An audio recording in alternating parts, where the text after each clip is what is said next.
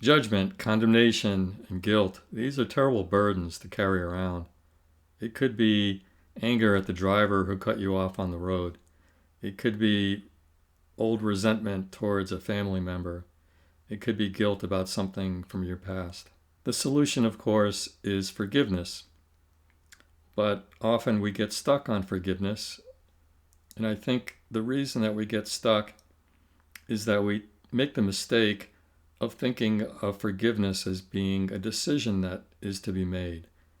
That we can forgive someone or ourselves as an act of willpower. The truth is that forgiveness is really more of a change in perception, a change in the way we perceive the world, other people, and ourselves. If we can't see the error in our judgment, then we will never be able to forgive. And that's where the shift in perception comes in. We must train ourselves to be able to see other people and ourselves and the world in a different way. I'd like to discuss this in more detail from two different perspectives. One is from a book called A Course in Miracles, and the other is from cognitive psychology. A Course in Miracles, for those of you who are not familiar with it, is a book that was written in the late 1960s, early 1970s by a psychologist named Helen Schucman. It's become somewhat of a classic in New Age spirituality, but I think it really defines those kind of labels.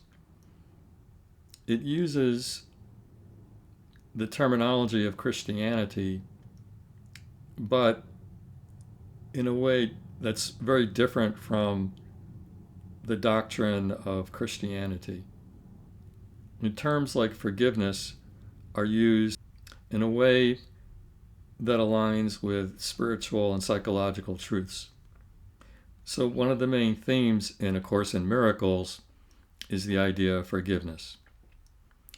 But forgiveness in A Course in Miracles is not an act of willpower or decision, but rather it's a different way of looking at the world. It's a way of seeing the truth rather than the illusions that we normally, in our ego-driven state, are inclined to view the world. So when we judge others or ourselves, we're viewing the world through illusion, the illusion of separation, and we're viewing the world through ego-driven fear. We project our own fears onto other people, and onto the world, and onto ourselves. The truth is oneness and love. If we can view the world through the lens of oneness and love, then there would be no judgment, there would be no guilt, and forgiveness would even be unnecessary because there's nothing to forgive. Cognitive psychology leads to the same destination. As they say, all roads lead to Rome. So one of the main contributions of cognitive psychology is the idea that human beings tend to have a flawed perception of the world.